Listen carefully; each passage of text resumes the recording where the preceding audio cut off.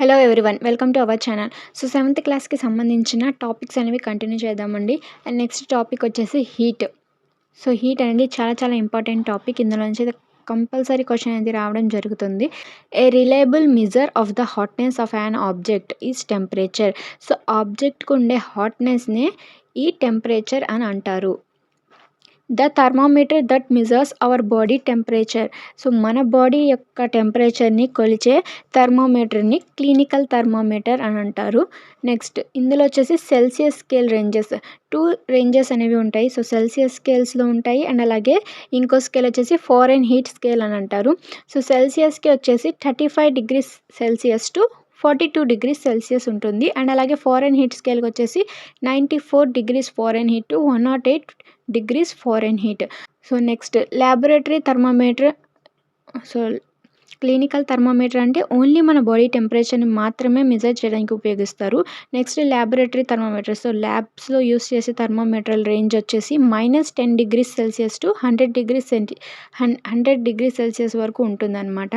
The process by which heat is transferred from the hotter end to the colder end of an object. పైకి colder ఆబ్జెక్ట్కి వెళ్ళే ఈ process, heat అనేది hot object నుంచి cooler బాడీకి transfer అయ్యే ప్రాసెస్ని కండక్షన్ ప్రాసెస్ అని అంటారు. Next the materials which allow heat to pass through them are conductors. So ఏవైతే మెటీరియల్స్ వేడిని తమ గుండా పాస్ చేయగలుగునిస్తాయో వాటిని కండక్టర్స్ అని అంటారు. ఎగ్జాంపుల్స్ వచ్చేసి అల్యూమినియం, ఐరన్, కాపర్. సో ఇవన్నీ గుడ్ కండక్టర్స్ ఆఫ్ హీట్ అన్నమాట. The materials which do not allow heat. So ఏవైతే హీట్ని పాస్ చేయనివ్వవో మెటీరియల్స్ వాటిని ఇన్సులేటర్స్ అని అంటారు. ఎగ్జాంపుల్ వచ్చేసి ప్లాస్టిక్, వుడ్, వాటర్, ఎయిర్ అనమాట. సో ఇవైతే హీట్ని తమ బాడీ గుండా పాస్ చేయనివ్వవు అనమాట, ఎందుకంటే అవి కాలిపోతాయి కాబట్టి. అవి బ్యాడ్ కండక్టర్స్ ఆఫ్ హీట్ అంటారు, ఇన్సులేటర్స్. నెక్స్ట్ కన్వెక్షన్ అంటే liquids and gases. So liquids, gases change అయ్యే ప్రాసెస్ని కన్వెక్షన్ అని అంటారు. Next during the day. So day టైంలో మనకి సన్లైట్ హీట్ అనేది డే టైంలో land gets heated faster than the water. So water కన్నా ల్యాండ్ అనేది ఫాస్ట్గా హీట్ అవ్వడం జరుగుతుంది. ఎప్పుడంటే మార్నింగ్ అనమాట, డే టైం ఇది వచ్చేసి. Next from the sun the heat comes to us by another process, radiation. So ఈ సన్ నుంచి మనకి హీట్ వచ్చింది కదా, సో ఆ ప్రాసెస్ని రేడియేషన్ అంటారు. అది వచ్చేసి మధ్యలో ఏ ఆబ్జెక్ట్ కూడా మీడియంగా పనిచేయదనమాట. No medium is helpful for this radiation process. The air from the sea నుంచి మనకొచ్చే ఎయిర్ని సీ బ్రీజ్ అంటారు. అదే డే టైంలో జరుగుతుంది. The cool air from the land moves towards sea. So morning time వచ్చేసి సీ నుంచి ఎయిర్ అనేది వస్తుంది, డే టైం సీ బ్రీజ్ అంటారు. నైట్ టైం అయితే కూల్ ఎయిర్ ల్యాండ్ నుంచి సీకి వెళ్తుంది, దాన్నే ల్యాండ్ బ్రీజ్ అంటారు. ఇది వచ్చేసి నైట్ టైం అనమాట. సరే దీని గురించి అయితే చూద్దాము. సో చూడండి ఇక్కడ day time. So day time అనేది సీ నుంచి ల్యాండ్కి ఈ ఎయిర్ అనేది, కూల్ ఎయిర్ అనేది వెళ్తుంది, దాన్ని సీ బ్రీజ్ అంటారు.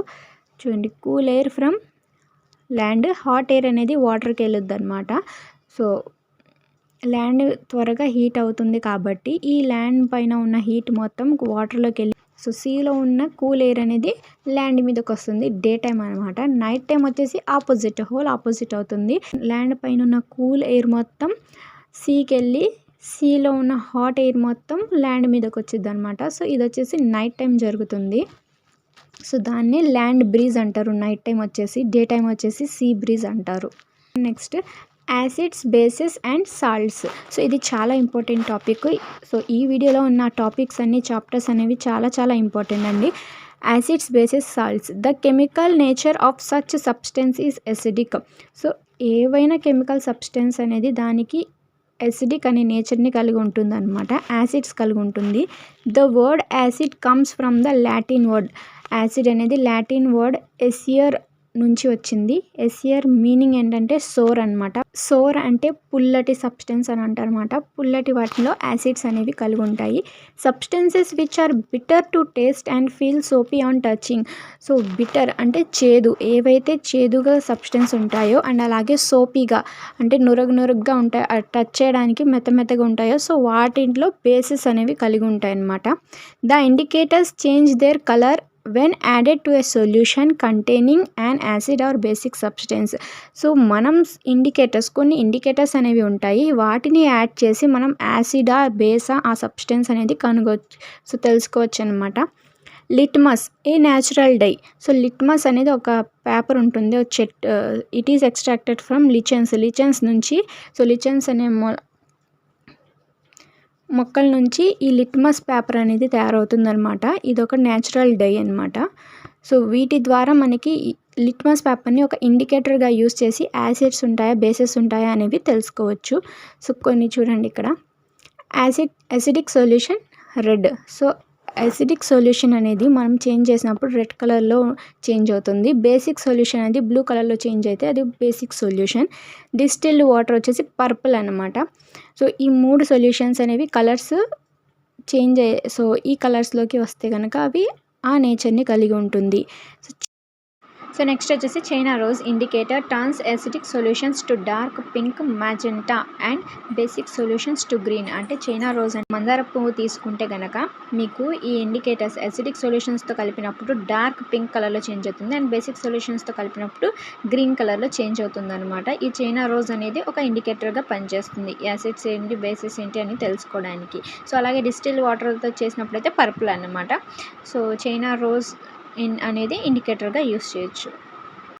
Acid rain, carbon dioxide, sulphur dioxide, nitrogen dioxide. So acid rains అంటే మనకి పడే వర్షాల్లో కార్బన్ డైఆక్సైడ్ ఎక్కువగా ఉండి అండ్ అలాగే వాటితో పాటు సల్ఫర్ డైఆక్సైడ్, నైట్రోజన్ డైఆక్సైడ్ ఈ 3 కలిసి మన వర్షంతో పాటు పడితే గనక వాటిని యాసిడ్ రెయిన్స్ అంటారు. ఈ యాసిడ్ రెయిన్స్ వల్ల చాలా డిసడ్వాంటేజెస్ అనేవి ఉంటాయన్నమాట. సో యాసిడ్ రెయిన్స్కి ఏవేవి కారణం అంటే carbon dioxide, sulphur dioxide, nitrogen dioxide.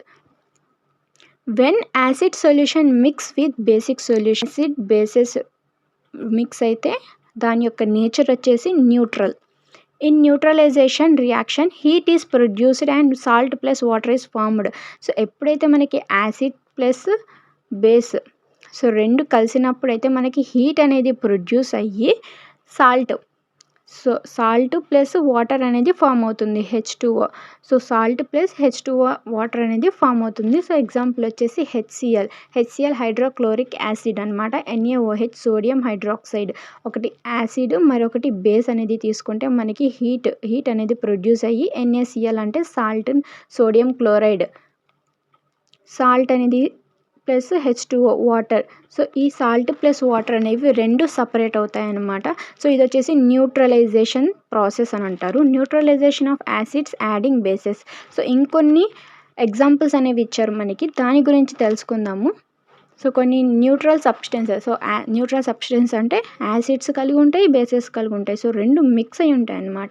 So దాన్ని న్యూట్రల్ సబ్స్టెన్సెస్ అని అంటారు. కొన్ని ఎగ్జాంపుల్స్ చూద్దాము. Ant byte. సో యాంట్ అనేది ఒక చీమ అనేది కుట్టినప్పుడు అది ఒక ఫార్మిక్ యాసిడ్ని రిలీజ్ చేస్తుంది.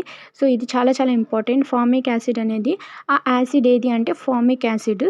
అది రబ్బింగ్ మాయిస్ట్ బేకింగ్ సోడా, దాన్ని బేకింగ్ సోడాతో లేకపోతే calamine solution containing calcium carbonate. So calamine solution calcium కార్బోనేట్ని కలిగి ఉంటుంది. సో కాబట్టి బేకింగ్ సోడాతో కానివ్వండి లేకపోతే కాల్షియం కార్బోనేట్, సో వీటి రెండిటితో అయితే రబ్ చేస్తే కనుక మనకి ఆ ఫార్మిక్ యాసిడ్ అనేది తొలగిపోతుంది. Next indigestion, milk of magnesia contains. So indigestion ప్రాసెస్కి వచ్చేసి మిల్క్ ఆఫ్ మెగ్నీషియా ఉంటుంది, అందులో వచ్చేసి మెగ్నీషియం హైడ్రాక్సైడ్ని కలిగి ఉంటుంది. సో సాయిల్ ఏదైనా ప్రాబ్లం ఉంటే కనుక దాన్ని ట్రీట్ చేయడానికి కాల్షియం ఆక్సైడ్, క్విక్ లైమ్ అనేది యూస్ చేస్తారు. Calcium hydroxide, slaked lime. So వీటిని అయితే యూస్ చేస్తారనమాట. నెక్స్ట్ డిఎన్ఏ యొక్క ఫుల్ ఫామ్ ఏంటంటే డిఆక్సిరైబోన్యూక్లిక్ యాసిడ్. ఇది చాలా చాలా ఇంపార్టెంట్, ఫుల్ ఫామ్స్లో అయితే అడగొచ్చు. DNA deoxyribonucleic acid. Proteins in our body are made up of amino acids. So మన బాడీలో ఉండే ప్రోటీన్స్ అన్నీ అమినో యాసిడ్స్ అనే ఒక యాసిడ్‌తో ఫామ్ అయి ఉంటుందన్నమాట. The fat in our body contains fatty acids. మన బాడీలో ఉండే ఫ్యాట్స్ అన్నీ ఫ్యాటీ యాసిడ్స్ రూపంలో ఉంటుంది. అండ్ ప్రోటీన్స్ అనేవి అమినో యాసిడ్స్ అనమాట. సో నెక్స్ట్ యాసిడ్స్, బేసెస్ గురించి అయితే ఫర్దర్ క్లాస్ 8th, 9th క్లాస్‌లో అయితే చాలా ఇంకా ఎక్కువ టాపిక్స్ అనేది ఉంటుంది. సో ప్రెజెంట్ అయితే మనకి 7th క్లాస్‌లో ఇచ్చిన ఇంపార్టెంట్ ఏంటంటే ఇవేనండి. సో ఇవి కూడా చాలా చాలా ఇంపార్టెంట్. సో కాబట్టి మీరు ఇవి కూడా తెలుసుకొని ఉండాలి. నెక్స్ట్ వచ్చేసి ఫిజికల్ అండ్ కెమికల్ చేంజెస్ అనే chapter. Properties such as shape, size, colour and state of substance are physical properties. So physical properties అంటే ఏంటంటే ప్రాపర్టీస్ ఏవైతే కరెక్ట్ షేప్‌ని కలిగి ఉంటాయో, సైజ్‌ని కలిగి ఉంటాయి అండ్ అలాగే కలర్‌ని అండ్ అలాగే స్టేట్ అంటే వాటి యొక్క మోషన్. సో స్టేట్ అంటే వాళ్ళు ఉన్నాయా, రెస్ట్‌లో ఉన్నాయా, సో అవి కూడా మొత్తాన్ని కలిపి ఈ ఫిజికల్ ప్రాపర్టీస్‌ని కలిగి ఉంటుంది. Next physical change is generally reversible. So physical change అనేది రివర్సిబుల్ అవుతుందనమాట. No new substance is formed. So కొత్త సబ్స్టెన్స్ అనేది ఈ ఫిజికల్ ప్రాపర్టీస్ ఉన్న దాంట్లో కొత్త సబ్స్టెన్స్ అనేది ఫామ్ అవ్వదు. Magnesium plus oxygen gives rise to magnesium oxide. So magnesium, ఆక్సిజన్ని కలిపితే గనక మనకి మెగ్నీషియం ఆక్సైడ్ అనేది ఫామ్ అవుతుంది కానీ ఏది సపరేట్ అనేది అవ్వదన్నమాట. ఒక న్యూ సబ్స్టెన్స్ అనేది ఫామ్ అవ్వదు. Next magnesium oxide plus water. So magnesium oxide plus వాటర్ని మిక్స్ చేస్తే కనుక మెగ్నీషియం హైడ్రాక్సైడ్ అనేది ఫామ్ అవుతుంది. నెక్స్ట్ కాపర్ సల్ఫేట్ సొల్యూషన్ అనేది బ్లూ కలర్లో ఉంటుంది. ప్లస్ ఐరన్ అనేది రెండు మిక్స్ చేస్తే ఐరన్ సల్ఫేట్ సొల్యూషన్ గ్రీన్ కలర్లో చేంజ్ అయ్యి ప్లస్ కాపర్ అనేది బ్రౌన్ కలర్లో సపరేట్ అవుతుందన్నమాట ఆన్ హీటింగ్ ప్రాసెస్. సో ఇందులో అయితే ఎసిటిక్ యాసిడ్ అంటారు వెనిగర్నే, ప్లస్ సోడియం హైడ్రోజన్ కార్బోనేట్ రెండు మిక్స్ చేస్తే కార్బన్ డయాక్సైడ్ ప్లస్ అదర్స్ వేరే గ్యాసెస్ అనేవి రిలీజ్ అవుతాయి అన్నమాట ఆన్ హీటింగ్ ప్రాసెస్. కార్బన్ డయాక్సైడ్ని మరియు లైమ్ వాటర్ CaOH ట్వైస్ అంటారు లైమ్ వాటర్. సో వీటి రెండింటిని మిక్స్ చేస్తే కాల్షియం కార్బోనేట్ ప్లస్ వాటర్ అనేది సపరేట్ అవుతుంది. వాటర్ అనేది ఎవాపరేట్ అయిపోతుంది. The turning of lime water Milky. So lime water అనేది మిల్కీలో చేంజ్ అయితే కనుక is a standard test of carbon dioxide. So దానిలో కార్బన్ డయాక్సైడ్ ఉందని అర్థం అనమాట. So A change in which one or more new substances are formed. So ఒకటి లేదా అంతకన్నా ఎక్కువ న్యూ సబ్స్టెన్స్ అనేది ఫామ్ అయితే కనుక దానికి కెమికల్ చేంజ్ ఉన్నది. Burning of magnesium rubber, explosion of a fire work is a chemical change. So మనకి క్రాకర్స్, టపాసులు ఉంటాయి కదా, సో వాటిలో కూడా ఉండేది కెమికల్ చేంజ్ కెమికల్ ప్రాపర్టీస్ ఉంటాయన్నమాట. సో కాబట్టి అవి కెమికల్ చేంజ్ని కలిగి ఉంటాయి. ఎందుకంటే మనం first ozone layer protective shield. So మన భూమి మొత్తానికి ప్రొటెక్టివ్ షీల్డ్ ఏంటి సన్ నుంచి అంటే ఓజోన్ లేయర్ అనమాట. నెక్స్ట్ వచ్చేసి రస్టింగ్. సో రస్టింగ్ అంటే తుప్పు పట్టడం అంటారు. ఇదొక ప్రాసెస్ వచ్చేసి Fe iron plus oxygen plus carbon dioxide on heating Fe2O3 rust అనేది ఫామ్ అవుతుంది. ఏవైనా సో మనకి మాయిస్ట్ లేకపోతే సో మన సరౌండింగ్స్లో ఉండే మాయిస్ట్ కానీ ఎయిర్ డస్ట్ పార్టికల్స్ కానీ సో వీటి ద్వారా అయితే మన ఈ రస్టింగ్ అనేది జరుగుతుందన్నమాట. కాబట్టి రస్టింగ్ ప్రాసెస్లో వచ్చేసి ఐరన్, ఆక్సిజన్, కార్బన్ డయాక్సైడ్ ఈ 3 అయితే కలిగి ఉంటుంది. The process of decoating a layer of zinc on iron is galvanization. So ఈ రస్టింగ్ని కాపాడడానికి మనం టూ మెథడ్స్లో యూస్ చేయొచ్చు అనమాట. ఒకటి వచ్చేసి డీకోటింగ్ లేయర్. సో జింక్ అనేది ఐరన్ మీద సో కోటింగ్ అనేది వేస్తే మనకి అది ఒక ప్రాసెస్, గ్యాల్వనైజేషన్ ప్రాసెస్ అంటారు. దాని ద్వారా మనకి రస్టింగ్ పట్టకుండా కాపాడొచ్చు. నెక్స్ట్ వచ్చేసి stainless steel is made by mixing iron with carbon. So stainless steel అనేవి ఈ ఐరన్తో కార్బన్ని మిక్స్ చేస్తే తయారవుతుంది. అండ్ అలాగే కొన్ని మెటల్స్ క్రోమియం, నికెల్, మ్యాంగనీస్ అంటారు కదా, సో వీటిని కూడా ఐరన్తో మిక్స్ చేయడం వల్ల ఈ స్టెయిన్లెస్ స్టీల్ పాత్రలు అనేవి తయారు చేయడం జరుగుతుందన్నమాట. నెక్స్ట్ వచ్చేసి continuation respiration in organisms. So living ఆర్గానిజమ్స్లో రెస్పిరేషన్ ప్రాసెస్ అనేది ఎలా జరుగుతుంది అనేది తెలుసుకుందాము. సో చూడండి ఇక్కడ వచ్చేసి the process of break down of food in the cell with the release of energy. So food particles అనేవి తిన్న తర్వాత మనకి కొన్ని బ్రేక్ డౌన్స్ అనేవి జరుగుతుంటాయి, ప్రాసెస్ అనేది జరుగుతుంది కదా.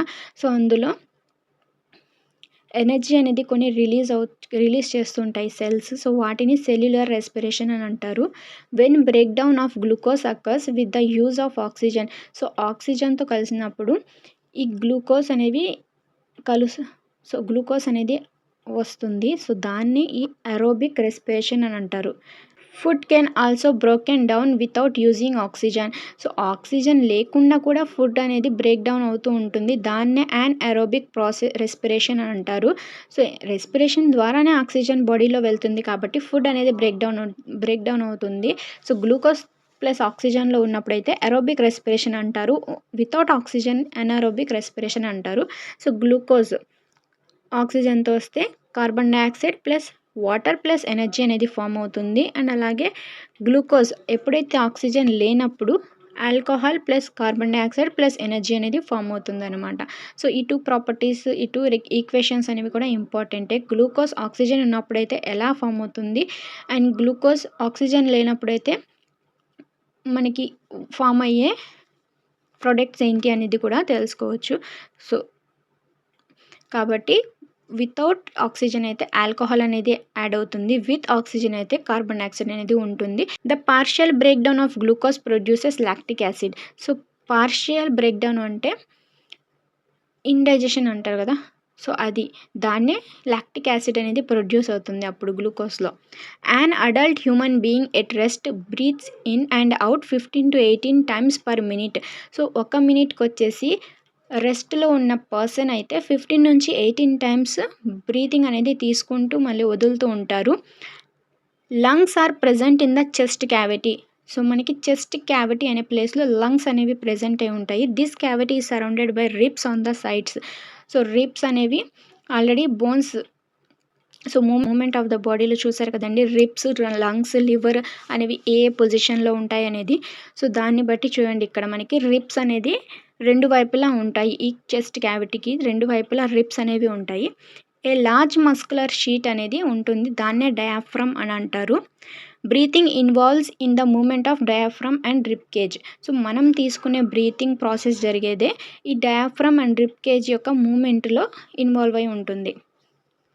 నెక్స్ట్ చూడండి ఇక్కడ ఇన్హేల్డ్ ఎయిర్ అనేది లంగ్స్లో ఇన్హేల్డ్ ఎయిర్ ఎంత ఉంటుంది, ఆక్సిజన్ అండ్ కార్బన్ డయాక్సైడ్. మనకి ఇన్హేల్డ్ ఎయిర్ ప్లస్ ఎక్స్హేల్డ్ ఎయిర్లో రెండిట్లో ఆక్సిజన్, కార్బన్ డయాక్సైడ్ అనేది ఉంటాయి. సో, కాబట్టి మనం ఇన్హేల్ చేసినప్పుడైతే ఆక్సిజన్ O2 21% అనేది ఆక్సిజన్ మన బాడీలోకి వెళ్తుంది. అండ్ అలాగే కార్బన్ డయాక్సైడ్ 0.04% అనేది కార్బన్ డయాక్సైడ్ మన బాడీలో ఎంటర్ అవుతుంది. ఎక్సేల్ చేసినప్పుడైతే 16.4% ఆక్సిజన్ అనేది ఎక్సేల్ అయిపోతుంది. అండ్ 4.4% మన బాడీలో ఉన్న ఎక్స్ట్రా కార్బన్ డయాక్సైడ్ మొత్తం కూడా 4.4% కార్బన్ డయాక్సైడ్ ఈ ఎక్సేల్డ్ ఎయిర్ అంటే మనకు బయటికి వదిలే ఎయిర్ ద్వారా వెళ్ళిపోతుంది అనమాట. ఈ కార్బన్ డయాక్సైడ్ 4.4%. సో, కొన్ని చూద్దాం. యానిమల్స్‌లోకి వచ్చేసి రెస్పైర్ ప్రాసెస్ అనేది దేని ద్వారా జరుగుతుంది, రెస్పిరేషన్ అనేది దేని ద్వారా జరుగుతుంది అనేది తెలుసుకుందాం. యానిమల్స్ వచ్చేసి కాక్రోచెస్‌లో వచ్చేసి స్పెరాకిల్స్ అని అంటారు.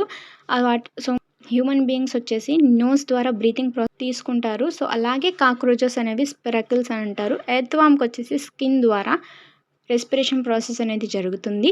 ఫిషెస్లో వచ్చేసి గిల్స్ అంటారు. సో, సైడ్స్‌న గిల్స్ అనేవి ఉంటాయి. వాటి ద్వారా ఈ ఫిషెస్ బ్రీతింగ్ ప్రాసెస్ జరుగుతుంది. అండ్ ఇన్సెక్ట్స్కి వచ్చేసి ట్రకియా అని అంటారు. సో, ఇన్సెక్ట్స్లో ట్రకియా ద్వారా ఈ రెస్పిరేషన్ ప్రాసెస్ అనేది జరుగుతుంది. సో, కాబట్టి ఈ రెస్పిరేషన్ ప్రాసెస్‌లు అనేవి కూడా చాలా చాలా ఇంపార్టెంట్. ఏ యానిమల్‌లో ఎలా రెస్పిరేషన్ ప్రాసెస్ జరుగుతుంది అని కూడా అడగొచ్చు. కాబట్టి మీరు ఈ బాక్స్ కూడా చాలా చాలా ఇంపార్టెంట్ అండి. ఇందులోంచి ఏదో ఒకటి ఇవ్వచ్చు. సో, చెప్పలేము ఎలాంటి క్వెషన్స్ అనేవి ఇస్తారు అనేది. కాబట్టి ప్రతి ఒక్క టాపిక్ అనేది మనకి ఇంపార్టెంటే. సో, నెక్స్ట్ వీడియోలో మళ్ళీ కలుద్దాం. ఛానల్ని సబ్స్క్రైబ్ చేసుకోండి, వీడియోస్ని లైక్ చేయండి, షేర్ చేయండి. And thank you for watching this